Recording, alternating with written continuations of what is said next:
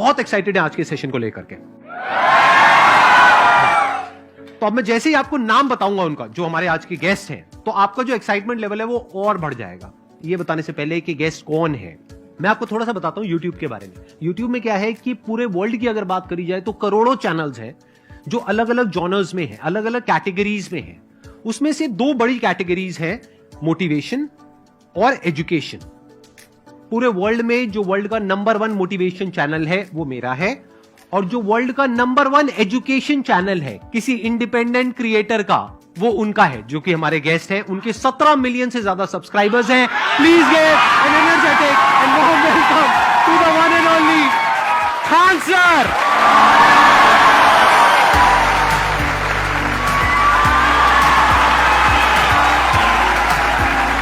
क्या हाल चाल जी, कैसे हैं आप?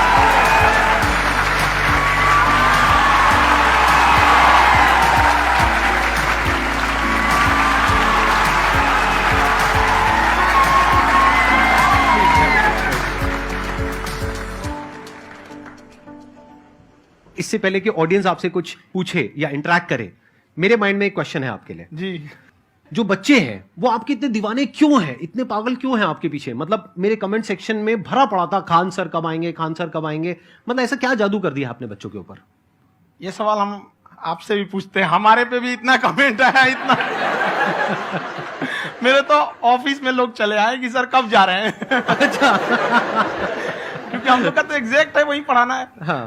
तो देखिए, हम लोग का मेन है कि बच्चों को जो जरूरत रहती है कि अगर लड़का पढ़ने आया है ना, उसके मन में कोई डाउट ना रह जाए। हम उसको कहते हैं कि हम तुम्हें पढ़ा रहे हैं, दम है तो भूल के दिखाओ, याद करके नहीं।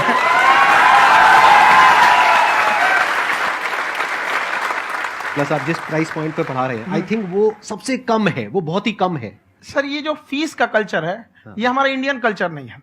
हमारा इंडियन कल्चर गुरु दक्षिणा है, उस हिसाब से वो सही है। ऑक्सीजन जैसे जिंदगी के लिए जरूरी है, वैसे एजुकेशन जरूरी है। कोई ये नहीं कह सकता है कि पैसे की वजह से वो खान सर के यहां से लौट गया। क्या बात है।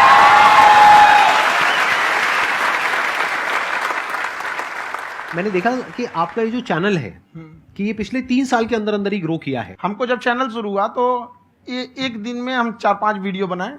एक हमको कुछ आता, आज भी नहीं आता इतना, तो हम देख के कैमरा उमरा तो हम कंफ्यूज हो गए, बाप रे। तो हम एक ही दिन में वीडियो शूट किया, पढ़ाने वाला टॉपिक था हमको। उसके बाद कभी वीडियो ही नहीं, 6-7 वीडियो एक ही बार शूट कर लिए। और एक जो थे जिनका कैमरा वगैरह था, मेरे पास कैमरे भी नहीं थे उस टाइम, और कैमरा 35,000 का था, तो 6 महीना इसी में लग गया, जो 35,000 इसी में फंस जाएगा। तो उनके कैमरे से शूट किए, उन्होंने कोई चार्ज लिया, उसके बाद हम छोड़ ही दिए। लॉकडाउन लगा, तब हम कहें आप कैसे पढ़ाएंगे, वो तो 1 दिन 2 दिन करते करते अचानक लंबा हो गया। तब हमको याद आया कि ओहो, मेरा एक चैनल भी है वहां पे। तो उस समय उस पर लगभग 30,000 सब्सक्राइबर हो चुके थे। तो जैसे लॉकडाउन लगा तो उस पर पढ़ाना चालू किया, और पता नहीं क्या लोगों को पढ़ाई में इतना इंटरेस्ट आ गया कि आपका स्टाइल ऐसा है थोड़ा सा, आप आई थिंक पढ़ाई के साथ साथ में जो बीच बीच में आप थोड़ा बहुत छोड़ते रहते हैं ना, मतलब जो एंटरटेनमेंट चलता रहता है। ये बात हम देखिए, जब हम गुलाम थे ना, तो अंग्रेजों ने एक चाल चला था कि भारत को हम फिजिकली गुलाम रखेंगे 100-200 साल, मेंटली 1000 साल कर देंगे। उन्होंने पढ़ाई का मॉडल चेंज कर दिया। उन्होंने ऐसा डिजाइन किया कि ये टीचर की रिस्पॉन्सिबिलिटी है, वो पढ़ा के चला जाए। टीचर की रिस्पॉन्सिबिलिटी यहां खत्म नहीं हो जाती। पढ़ाना तो कोई भी पढ़ा सकता है, टीचर की इससे बड़ी रिस्पॉन्सिबिलिटी होती है उसे समझाना। वो समझा कि नहीं समझा। अगर लड़का आपके समझाने के बाद डाउट रह गया तो ये आपकी गलती है। लड़का हमसे पूछता है, सर इतनी भीड़ है आपके पास, तो कहते सर डाउट कैसे पूछेंगे? हम कह रहे यार, तुम्हारा डाउट बचेगा तब ना पूछेगा तुम डाउट यहां पर।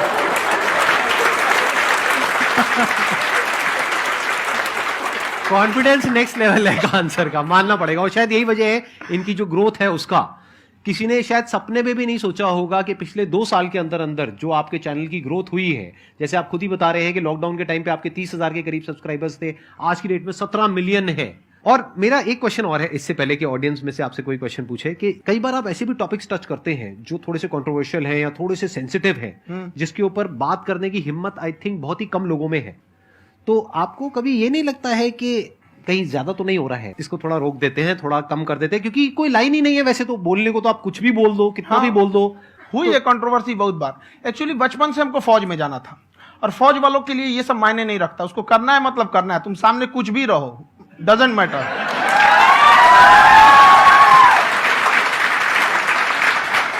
और मैंने YouTube पे देखा कुछ वीडियोस में कि आपका जो इंस्टीट्यूट है वहां पर आज से कुछ साल पहले कुछ बम गिरे थे। हाँ, कुछ गिरे थे, कुछ तो बहुत सॉलिड जगह गिरा था, फटा नहीं वो। मतलब आपके आसपास। हाँ, बम को भी पता है कि टीचर की इज्जत किया जाता है। क्या बात है, क्या बात है। मैं समझ पा रहा हूं कि ये आपके अंदर जो एटीट्यूड है ये कहां से आ रहा है, क्योंकि आप बचपन से ही फौज में जाना चाहते थे, तो आप जंग के मैदान में ही खड़े हैं एक तरीके से। बस फर्क ये है कि आपके हाथ में कलम है, हथियार ना हो करके। हथियार से एक आदमी की जान जा सकती है, हाँ। कलम से बहुत ताकत होता है। शिक्षा एक ऐसा हथियार है ना, हर कुरीतियों से लड़ सकता है, हर तरह की समस्याओं से। और ये एक ऐसा हथियार है, मेटल डिटेक्टर में भी नहीं पकड़ाता है।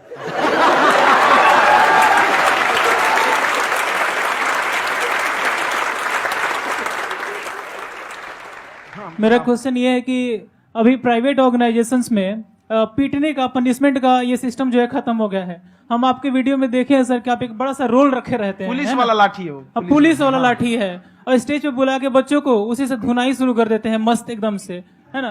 तो सर मतलब कि बच्चे मतलब कि डरते नहीं हैं आपसे, और इस तरीके से कैसे कनेक्टेड हैं आपसे, है ना? और एक और क्वेश्चन सर, यूपीएससी का जो आप अपना बैच स्टार्ट करने वाले हैं, ठीक है, उसके बारे में बताइए सर, क्योंकि मुझे मतलब कुछ इशू करना है सर, ठीक है? और संदीप सर को देख लिए, मेरा तो वैसे ही हो जाना है।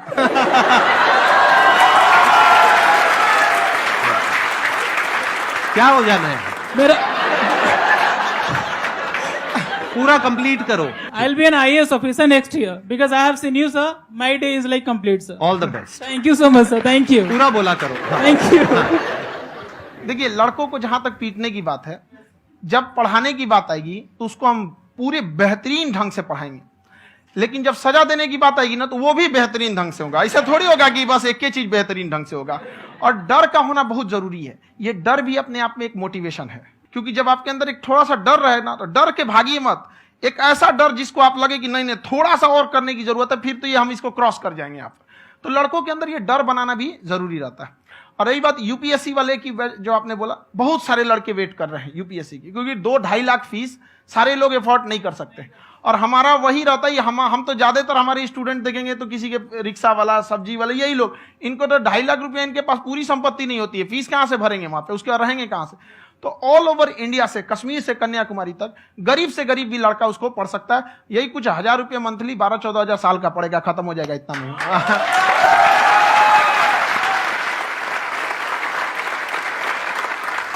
ये जो डंडे वाली बात इन्होंने कही, ये सच है? मतलब आप सच में एक डंडा रखते हो? पुलिस का ही है वो। और मारते हो? हाँ, कि मतलब अगर कोई लड़की छेड़ता है या ऐसा कोई भी उल्टा पुल्टा काम पढ़ाई करता लिखाई है, कुछ भी गलती करेंगे तो पिटाएंगे वो। यहाँ पे कैमरे पे ऑन कैमरा जैसा भी रहे, कुछ भी पिटाना तो उनको फिक्स है। एक तो कोई मतलब विधायक जी थे, उनके लड़का को पीट दिए, तो चला है दल बल लेके अपना वहां पे। उसने घर पे नहीं बताया था कि सर ने पीटा है, बस बोल दिया कोचिंग में पीटा है। बाद में पता चला हम पीटे हैं, तो उसके पिताजी मेरे सामने और पीटे।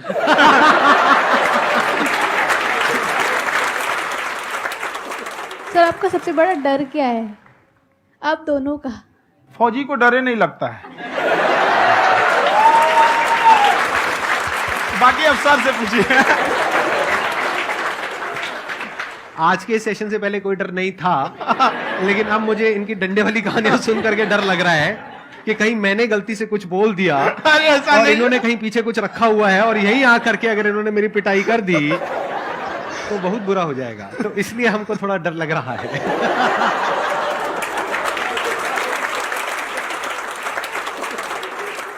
आपकी डेली कितने घंटे क्लासेस होती हैं? 6-7 घंटे। अभी भी खुद ही करते हो आप? हाँ, जो भी हमारे classes स्टाफ करते परेशान रहते हैं। हम 1:30-2 बजे सोते हैं, सुबह 6 बजे उठ जाते हैं, परेशान रहते हैं। हो? यार इतना क्यों करते हो, है ना? कभी तो उनको भी साथ साथ लगना पड़ता है ना? उनको साथ साथ लगना पड़ता है। हम जग गए तो कोई सोया थोड़ी रहेगा, परेशान रहता, दिन में सोते ही नहीं है बेचारा, कहीं कहीं जाके सोते रहता है। तो हम सीट बांध दिए कि भाई तुम इस समय सो जाना, तुम इधर सो जाना। आपकी शादी हो गई या नहीं हुई अभी? मेरी खुशहाली देख के आप आइडिया लगा सकते हैं।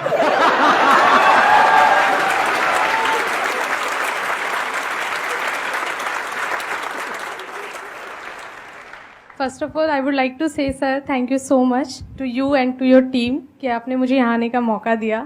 एंड सर अब तक मैंने आपको सिर्फ फ़ोन या लैपटॉप में ही देखा है दोनों को, आज फर्स्ट टाइम लाइव देख रही हूँ तो बहुत अच्छा लग रहा है। तो मेरा क्वेश्चन ये है सर आपसे, जब हम लाइफ में कोई डिसीज़न लेते हैं कि हमें ये पर्टिकुलर चीज़ करनी है, और क्योंकि हम डिसीजन लेते हैं तो हमारी आदत है कि पहले हम 4 लोगों से पूछते हैं कि तू बता तेरी क्या राय है, तू बता तेरी क्या राय है। तो उनमें से अगर कोई हमें कह देता है कि ये बेकार डिसीजन है मत कर, तो हमारा माइंड कहीं ना कहीं डाइवर्ट होने लगता है और उसकी वजह से हम अपना डिसीजन चेंज कर देते हैं। तो मेरा क्वेश्चन ये है कि कैसे हम अपने डिसीजन पे स्टिक रहे, कैसे हम जो दूसरे के ओपिनियन है उनको अफेक्ट ना होने दें अपने ऊपर। दूसरे से सलाह लेने से पहले एक बार खुद उस पर रिसर्च कर लेना चाहिए, ताकि आप सामने वाला क्या सलाह दे रहा है आपको समझ में आना चाहिए। यहाँ पर ऐसा नहीं है कि कई बार ऐसे होते हैं कि दूसरे वाले को एक्सपीरियंस होता है, तो अगर आपको पहले से आइडिया है, उसके बारे में आप बेहतरीन ढंग से रिसर्च किए हैं कि क्या इसमें प्लस पॉइंट है क्या निगेटिव है, उसके बाद आप किसी से सलाह लेने जाइए। ये नहीं कि मन में आया सीधा बता गड़बड़ा जाएगा। तो वहाँ पे पहले आपको R&D करना पड़ता है, समझ में आया कि नहीं। और जिंदगी हो या गाड़ी, जीतेगा वही जो टाइम पे गियर चेंज कर रहा है। तो डिसीजन चेंज करना बहुत ज्यादा गलत नहीं है। उन्होंने बहुत अच्छी बात कही है और मैं इसी बात में थोड़ा सा और ऐड ऑन करूंगा कि ये जो आपने कहा ना कि अपने डिसीजन पे स्टिक कैसे रहें, ये कोई अच्छी क्वालिटी नहीं है, क्योंकि टाइम टू टाइम आपको अपने डिसीजंस को चेंज करना होता है। जैसे आपने 4 लोगों से डिस्कस किया, कोई इंसान कुछ पॉजिटिव बोल रहा है, कोई नेगेटिव बोल रहा है, उससे फर्क नहीं पड़ना चाहिए। डिपेंड ये करता है कि वो जो बोल रहा है उसका बेसिस क्या है। क्या वो किसी नॉलेज या एक्सपीरियंस के बेस पे बोल रहा है या ऐसे ही कुछ भी बोल रहा है? ऐसे ही बोल रहा है तो फिर उसकी बात पे ध्यान क्यों दे रहे हो? अगर किसी नॉलेज या एक्सपीरियंस के बेस पे बोल रहा है, फिर चाहे वो पॉजिटिव बोल रहा है चाहे नेगेटिव बोल रहा है, दोनों ही मायने रखता है। उसके बाद में रिसर्च करनी है और फिर रिसर्च करने के बाद में फाइनल डिसीजन अपना खुद का होना चाहिए। अब वो डिसीजन उससे अलग भी हो सकता है जो आपने पहले लिया था, और वो सेम भी हो सकता है। सर मेरा क्वेश्चन दोनों से है आपसे, how to deal procrastination and laziness. हमारा ब्रेन है ना, ये बहुत आलसी टाइप का, इसको आराम खोजना पसंद है। अब थोड़ा सा भी अब इसको आराम की ओर लेके चले गए ना तो फिर उधर ही रहेगा। आप सोचेंगे 10 मिनट आराम कर लेते हैं ना, तो 10 मिनट 2 घंटा बना देगा। उसको टॉर्चर कीजिए, चल 10 मिनट बाद में। उसको आप उस पर हावी मत, वो कह रहा है कि हमको आराम चाहिए, आपको हाँ आराम मिलेगा, पहले काम फिर मिलेगा आराम। तो आप उसके हिसाब से मत चल। आपका मन कर रहा है थोड़ा सा देख लेते हैं, कोई नोटिफिकेशन आया, आप कोई काम कर रहे हैं, क्यों पहले काम कर लीजिए, बाद में देखिएगा ना नोटिफिकेशन।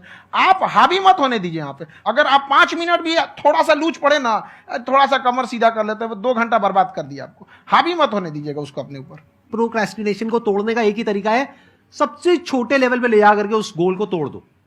यानी वो गोल बहुत बड़ा है, उसको ब्रेक डाउन करो, उसके सबसे पहले स्टेप पे आ जाओ कि उसको अचीव करने का सबसे पहला स्टेप क्या है। जैसे गाड़ी चलाना सीखना है, उसका सबसे पहला स्टेप क्या है। अगर घर में कोई नहीं है सिखाने वाला या सिखाने वाली, तो बाहर जा करके जो गाड़ी का ड्राइविंग स्कूल है उधर जा करके पैसे दे दो। अब फंस गए ना तो फंसा दो अपने आप को। दिमाग ये लगाओ कि अपने आप को कैसे फंसाया जाए। जब हम फंस जाते हैं ना तो फिर हमको वो काम करना ही पड़ता है। Then there is no looking back. जब तक आप सोच रहे हो तब तक सोच रहे हो, उसको बोलते हैं पैरालिसिस ऑफ एनालिसिस, कि आप सोचते चले जा रहे हो अपने माइंड में, मैं ये करूंगा वो करूंगा वो करूंगा वो करूंगा, और प्रोक्रेस्टिनेट हो रहा है, वो चीज टलती चली जा रही है। तो उसको छोटे से छोटे लेवल पे ब्रेक डाउन करके उसको कर दो, दैट इज नंबर 1। और जैसे ही करना शुरू करते हो, कोशिश करो कि उसको जब तक कि आप सही से नहीं कर लेते हो उसको छोड़ना नहीं है, तो आपकी लेजीनेस भी खत्म हो जाएगी। कई लोगों को तो हमने देखा है, जो सप्ताह में कुछ भी नहीं करता वो भी संडे को आराम कर रहा है। वैसे कहा भी जाता है कि अगर कोई काम आपको करवाना है ना, तो ऐसे किसी इंसान को दो जो बिजी है। हाँ। ऐसे आदमी को मत दो जो खाली है। ये परफेक्ट एग्जाम। किसी को भी आप देखिएगा जिसको आप कहते हैं कि मतलब थोड़ा ठीक ठाक आप समझते हैं कि नहीं ये बहुत आगे निकल, वो एक काम को खत्म करने के बाद कभी आराम नहीं करेगा। एक काम खत्म हुआ उसको लगेगा हाँ एक खत्म हो गया, अब दूसरा करना चाहिए। और वही जिसको देखिएगा एक खत्म हो गया और आराम करना चाहिए, कभी नहीं लाइफ में आखिरी सांस तक। सर यहाँ पे सब हिंदी में पूछते हैं, इंग्लिश में पूछते हैं, मैं भोजपुरी में पूछूं? जौन भाषा ठीक लगे तोने में पूछ दो। हाँ सर।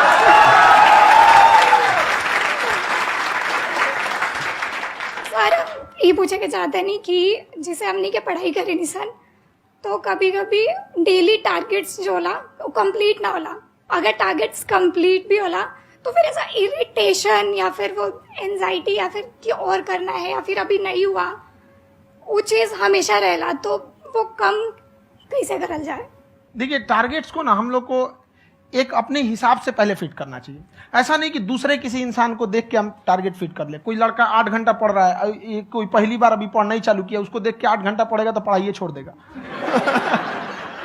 तो आप अपनी क्षमता के हिसाब से देखिए कि आप कितना पढ़ सकते हैं। अगर आपने एक घंटे को बना लिया कि हम 1 घंटा पढ़ सकते हैं, अगले 1 हफ्ते तक उसको सस्टेन रखिए। जिम में कैसे करते हैं लोग, पहले दिन उठा लीजिएगा 1 कुंटल तो हार्ट अटैक हो जाएगा। तो वो धीरे धीरे टारगेट सेट कीजिए और अपनी क्षमता को भी देखिए। हर इंसान की क्षमता अलग है। कंगारू को देख के हाथी छलांग मारेगा, पैर तोड़ के बैठ जाएगा।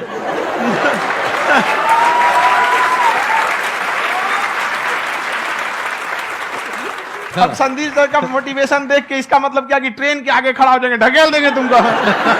हालांकि ऐसा कर देते हैं, लेकिन ऐसा करिएगा लोग नहीं, क्षमता पता होना चाहिए। आपके अंदर एंजाइटी हो रही है कि मैंने कर तो लिया है। आप ये नहीं कह रहे कि मैंने कुछ भी नहीं किया है फिर मेरे को एंजाइटी हो रही है। आप ये कह रहे हो मैंने काफी कुछ कर लिया है फिर भी एंजाइटी हो रही है कि कहीं कुछ छूट तो नहीं गया है। तो बेसिकली आपको ये देखना है कि अगर आपके अंदर ये एंजाइटी हो रही है, that means you are a very good student. आप एक अच्छे स्टूडेंट हो। क्यों? क्योंकि बहुत सारे स्टूडेंट्स तो ऐसे हैं उनको पढ़ने के नाम से एंजाइटी होती है। तो आपको एंजाइटी हो रही है कि मैंने पढ़ लिया, दिन में मानो 8 घंटे का आपने टारगेट सेट किया और 6 घंटे पढ़ लिया, या मान लो 8 घंटे भी पढ़ लिया, फिर भी एंजाइटी हो रही है कि मैंने 10 घंटे नहीं पढ़ा। तो ये तो अच्छी क्वालिटी है ना, ये तो एक ब्रिलियंट स्टूडेंट की क्वालिटी है। क्योंकि एंजाइटी उसी को होती है जो केयर करता है, जिसको परवाह है, उसी की तो एंजाइटी होती है। जैसे माँ को अपने बच्चे की, जैसे एक माँ को अपने बच्चे के, जैसे एक माँ को अपने बच्चे को लेकर के एंजाइटी होती है। हंस लो मजाक उड़ा लो मेरा। कोई बात नहीं, एडिट कर देंगे इसको हम। हाँ।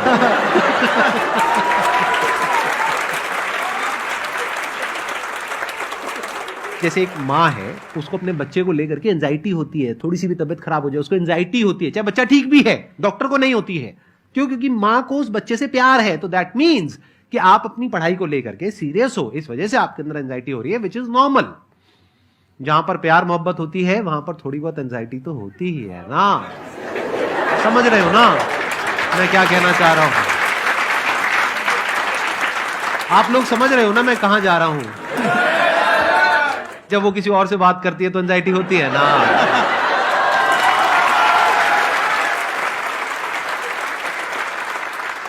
सर, आपकी स्टोरी हमने सुनी थी, तो एक टाइम आया था जब आप गंगा किनारे जाके बैठ गए थे। उस समय आपको कुछ समझ नहीं आ रहा था, तो उस समय मतलब आपने ये डिसीजन कैसे लिया कि अब आगे नहीं, यहां से वापस जाना है? रास्ता ही नहीं था।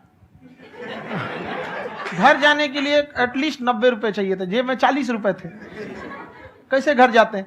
और हम गंगा के किनारे चुपचाप बैठे बैठे हम कहें कि अब बहुत टेंशन हो गया, अब घर जाना चाहिए। रूम पे, तो किराए के रूम पे ही आदमी सारे लोग रहते। गए वहां पे तो रूम लॉक हो गया था। तुम खटखटाए तो ऊपर से गुस्सा से बोले जो ऑनर थे, क्या टाइम हो गया है? तुम कहे 9-10 बज रहा होगा। घड़ी देखिए तो 2 बज रहा था रात का, 2-2:30 बज गया था वहाँ। टेंशन में आप तो होता है, कई बार ऐसा समय आएगा कि लगेगा जैसे अब कुछ नहीं हो सकता है। तो इससे घबराना नहीं है। कभी कभी गुच्छे की आखिरी चाबी भी ताला खोल देती है। जो बातें आपने बताई कि घर में प्रॉब्लम्स ये वो, ये तो बहुत लोगों ने फेस करी वहां पर। आप अकेले नहीं है, बहुत लोगों ने ये प्रॉब्लम्स फेस करी, बहुत तरह की प्रॉब्लम्स देखी, बहुत तरह की स्ट्रगल्स देखी, लेकिन वो सब इतने कामयाब नहीं हो पाए जितने कि आप हुए। तो आपके अंदर ऐसा कुछ ना कुछ है जो औरों के अंदर नहीं है। तो वो मैं जानना चाह रहा हूं कि वो ऐसा क्या था जहां से कि आपका दिमाग यहां तक सोच पा रहा है कि मैं पूरे इंडिया में इतने बड़े लेवल का चेंज लेकर के आ सकता हूं, एजुकेशन फील्ड में रेवोल्यूशन लेकर के आ सकता हूं। ये सोचना ही बहुत लोगों के बस का नहीं है। मेरी एक खुद की थिंकिंग, अगर हमको कोई 100 रुपए किसी काम के लिए दिया, हम सबसे यही कहते हैं, तो हम कोशिश करते हैं उसे 200 का रिटर्न दे। अगर कोई हमसे 200 रुपया फीस दे रहा है, 250 दे रहा है, तो हम उसको ये कोशिश करते हैं कि तुम्हें ऐसा लगे कि नहीं भैया हमने 10-20 हजार का पढ़ लिया यहाँ पर। वो ईमानदारी से कभी कमी नहीं। और हमेशा अगर हम प्रॉमिस एक्स का करते हैं तो डिलीवर 4x करना चाहते हैं। ध्यान से सुनना और ध्यान से समझना इस फर्क को। अगर आप समझ पाए तो बहुत आगे जाओगे लाइफ में। एक वो होते हैं जो ये सोचते हैं कि हमें सब कुछ मिल जाए, हमें कुछ भी करना ना पड़े। दूसरी कैटेगरी होती है लोगों की जिनको जितना मिलता है उसमें भी चोरी चकारी करते हैं या कोशिश करते हैं कि उससे कम दे सामने वाले को जितना कि हमें मिल रहा है। तीसरी कैटेगरी होती है लोगों की, जो इनके जैसे लोग होते हैं, वो क्या करते हैं, वो ये सोचते हैं कि अगर मैंने किसी से 1 रुपए भी लिया, देखा जाए तो 200-250 रुपए कुछ भी नहीं होता है, 200-250 रुपए अगर मैंने लिया तो कैसे उसको 400 रुपए की वैल्यू दूं। ये जो थिंकिंग है ना, यही एक फर्क होता है एक ऐसे इंसान में जो बहुत आगे निकल जाता है और उस इंसान में जो मीडियोकर रह जाता है।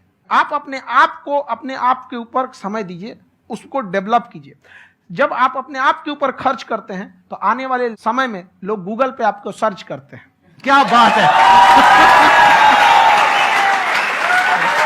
सर, ये आपने अभी बनाया है या ये कोई पुराना आपका वो है? बनते रहता है इसे, फ्लो में बन जाता है।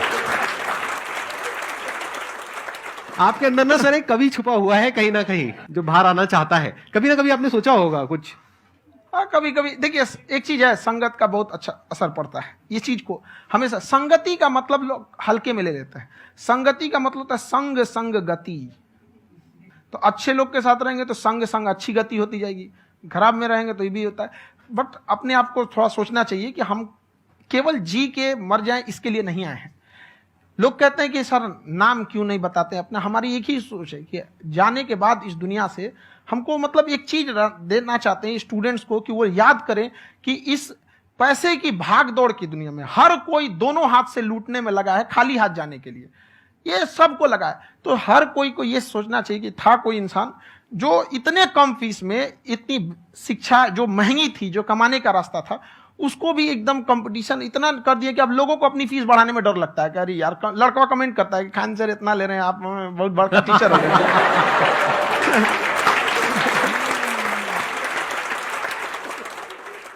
खान सर की एक क्लिप है, ये समय और समझदारी में बहुत फर्क होता है।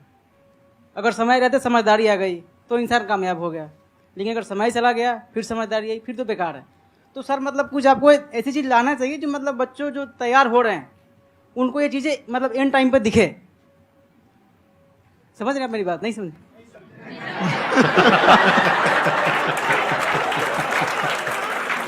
यही होता है सर का मोटिवेशन ज्यादा हो जाता है।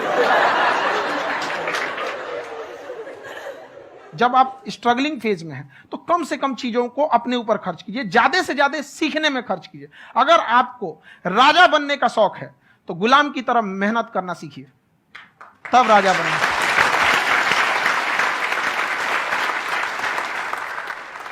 ये दुख, ये दर्द, ये सब तेरे अंदर है। तू अपने बनाए इस पिंजड़े से बाहर निकल के देख, तू अपने आप में एक सिकंदर है।